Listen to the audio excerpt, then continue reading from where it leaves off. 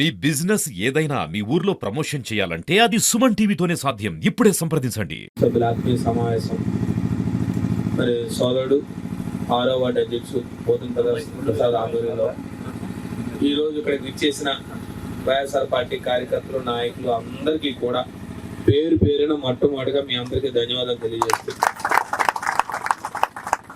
పత్రికా సోదరులు కూడా ధన్యవాదాలు తెలియజేస్తూ, అలాగే నాతో పాటు వేదిక మీద అనేక మంది పెద్దలందరూ ఉన్నారు. మరి హనుమంత్ ఉన్నారు, పోలరెడ్డి గారు ఉన్నారు. ఈ వేదిక మీద 6వ వార్డుకి సంబంధించిన అనేక మంది పెద్దలందరూ కూడా, ముఖ్యంగా మహిళా పెద్దలు, మహిళా సోదరులు, సోదరిమణులు, మా మహిళా అధ్యక్షులు అందరికి కూడా పేరు పేరు అందరికి ధన్యవాదాలు తెలియజేస్తూ, కొంత కాలాతీతం అయింది. ముఖ్యంగా కాలం వచ్చి వింటర్ సీజను, మరి కొద్దిగా టైం వెళ్ళిపోతూనే ఉంటది కానీ ముందుకు వెళ్తా ఉండదు. వచ్చిన వాళ్ళు వచ్చినట్టే మా దగ్గర ఇవాళ ఒక ఆఫ్సారీ ఫంక్షన్ ఉందని యాక్చువల్గా 1 గంటకే రావాలని 1 గంటగా అనుకున్నాను. అందరూ వచ్చారు 1 గంట అవుతుంది. ట్రాఫిక్ కూడా బాగా ఎక్కువ ఉంది. నేను వెళ్ళేదే కోటపాడు మండలం వెళ్ళాను. అక్కడ మా వ్యాపార మండలం ఒక ఆఫ్సారీ ఫంక్షన్ కనపడి వచ్చేద్దామని ఒక ట్రాఫిక్ మీద ఒక 1 గంట లేట్ అయిపోయింది. మరి దానికి మీ అందరూ కూడా అనిదా భావించకండి.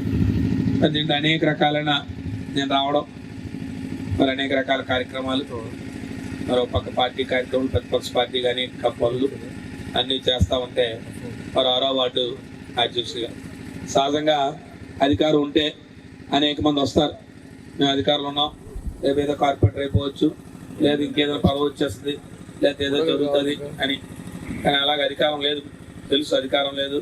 ఇవాళ ఎవరికి తెలియని వాళ్ళు ఎవరు లేరు. నాకు తెలిసి అధికారం లేకపోతే అధికార పక్షం ప్రతిపక్షం అనేది ఎలా ఉంటుంది అనేది.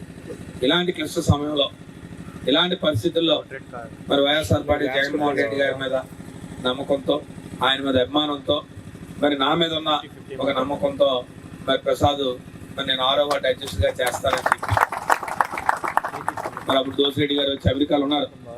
ఆయన వస్తే కానీ ఫోన్లో కూడా ఫోన్లో కాంటాక్ట్ చేస్తాం మేమందరం కూడా. ఎందుకంటే సహజంగా మాకు అందరికీ కూడా ఎలా ఉంటుందంటే ఒక కోఆర్డినేషన్, ఒక సమన్వయం, ఎవరు పెద్ద చిన్న అనే ఆలోచన లేకుండా ఉన్న రాజకీయ పరిస్థితి నాకన్నా ఎక్కువ వీళ్ళకి బాగా తెలుసు. అదే రాజకీయాల్లో మేము అందరం ఉన్నాం.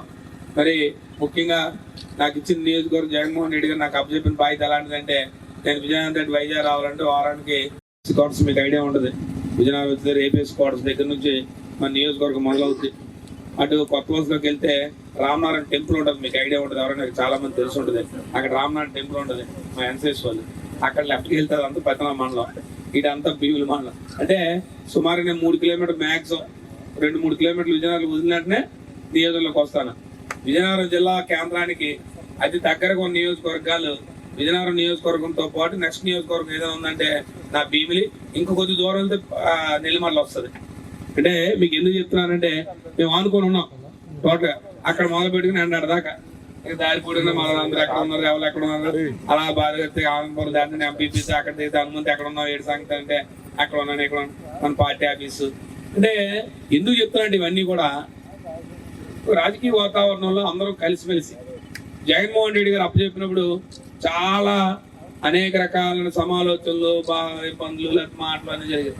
తర్వాత నాకు ఈ బాధ్యత అప్పచెప్పిన తర్వాత సరే వారు ఎందుకు ఈ బాధ్యత అప్పచెప్పారు, కారణం ఏంటి అని ఆలోచిస్తే ఇక్కడ చాలా 93,000 94,000 మెజార్టీ వెళ్ళిపోయిందని అంటే ఎవరైనా చూస్తే ఆశ్చర్యపోతారు.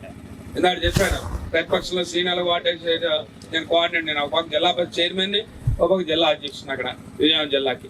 ఉమ్మడి జిల్లాకి అధ్యక్షుని చేశాను, ఉమ్మడి జిల్లాకి జిల్లా పరిషత్ చైర్మన్ చేస్తున్నాను ఇప్పుడు. ఇంకా రేపు ఆల్రెడీ అక్కడ అనేక బాధ్యతలు, పార్టీ కార్యక్రమాలు అనేక రకాలుగా అన్ని ఇన్వాల్వ్ అవుతుంటాం.